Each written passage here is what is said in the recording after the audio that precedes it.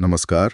आज हम Martin meadows की किताब फ्रॉम फेलियर टू सक्सेस के एक सारांश के आधार पर इस पर बात करेंगे कि असफलता को सफलता में कैसे बदला जाए।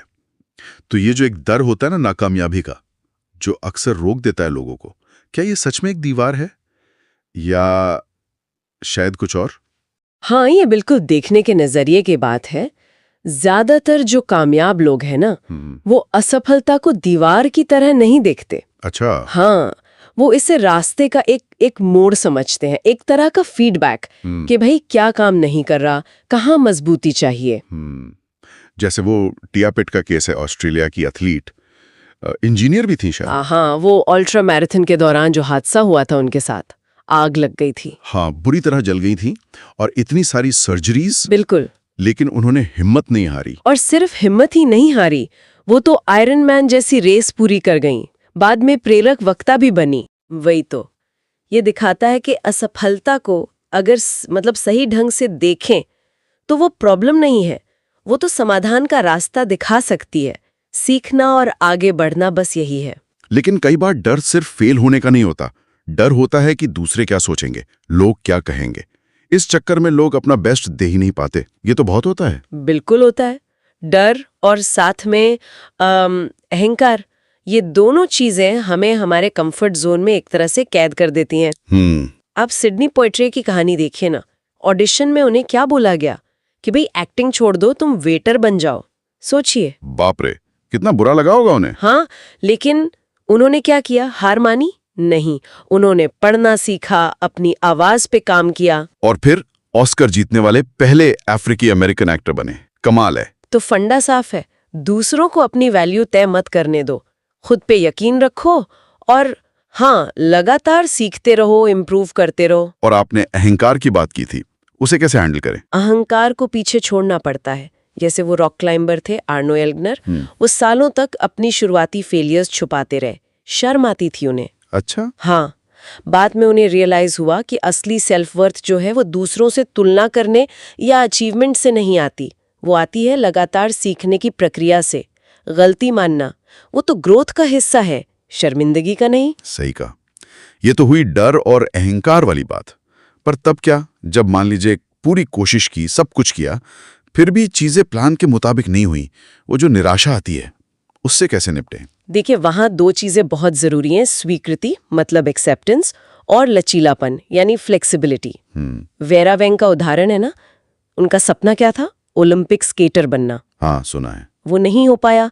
फिर सपना था वोग की एडिटर इन चीफ बनना, वो भी नहीं हुआ। ये तो काफी बड़े झटके थे उनके लिए। बिल्कुल थे, लेकिन उन्होंने इन असफलताओं को अपनी पहचान नहीं बनने दिया कि मैं वो हूं जो फेल हो गई। नहीं, तो उन्होंने क्या किया? उन्होंने इसे एक मोड़ की तरह देखा, एक सीखने के मौके की तरह, और फिर आगे बढ़ी। और आज देखिए, दुनिया की सबसे फेमस वेडिंग ड्रेस डिजाइनर्स में से एक हैं। वाह, मतलब अतीत की नाकामियों को बोझ नहीं बल्कि सबक समझना है। एग्जैक्टली। और जब निराशा होना, तो छोटे प्रैक्टिकल कदम उठाएं। किसी दोस्त से बात कर ली, हाँ, या थोड़ी देर टहल लिया। बिल्कुल, उससे वो जो नेगेटिव फीलिंग का प्रेशर है वो कम होता है। फिर आप ठंडे दिमाग से सोच सकते हैं कि अच्छा, अब आगे क्या। यही लचीलापन है। इस पूरे सफर में एक और चीज, जुनून, पैशन, इसका क्या रोल है? जुनून, देखिए, वो एक अंदर की आग है जो मुश्किलों में भी आपको चलाए रखती है। वो आपको याद दिलाती है कि आपने ये शुरू क्यों किया था। वो क्यों, वो वजह, इससे मेंटल स्ट्रेंथ बढ़ती है। जैसे वो तैराक थी एली रॉबिन्सन, उन्हें परथेज रोग था बचपन में, कूले की कोई प्रॉब्लम थी। हाँ। और उनकी आइडल थी एली सिमंस, जिन्हें भी वही कंडीशन थी। उनसे प्रेरणा लेकर उन्होंने पैरालंपिक में गोल्ड मेडल जीता, इतनी मुश्किलों के बाद भी। बिल्कुल, ये जुनून ही तो था जिसने उन्हें टिके रहने की ताकत दी, खासकर तब जब शायद छोड़ देना ज्यादा आसान लगता।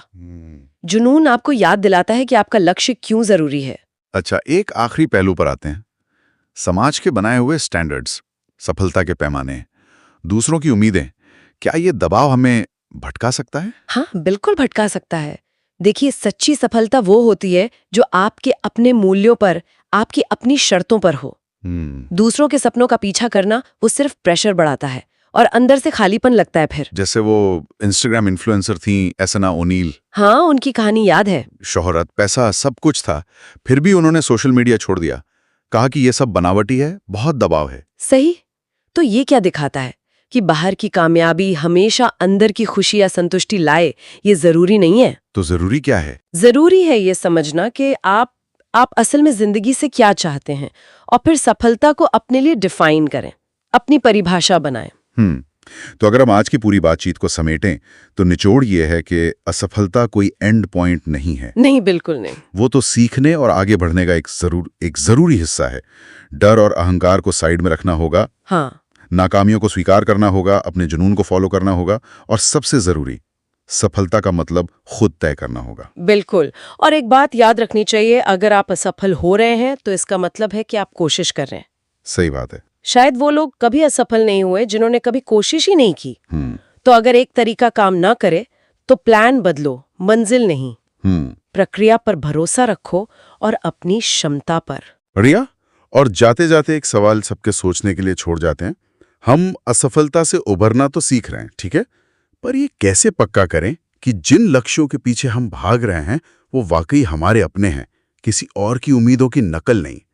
रोजमर्रा की जिंदगी में असली आपकी अपनी सफलता वो महसूस कैसे होती है?